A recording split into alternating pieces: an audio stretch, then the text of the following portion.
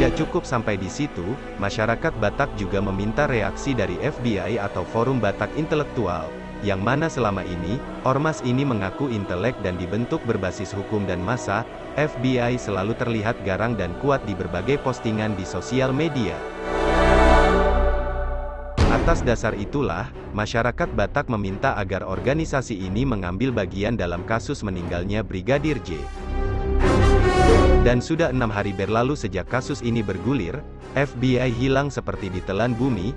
Tidak ada satupun postingan dari kader atau ketua umum tentang kasus penembakan Brigadir J.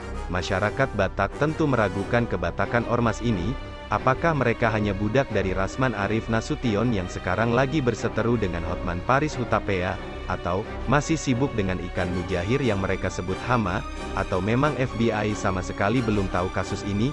Kita tunggu saja respon yang baik dari Forum Batak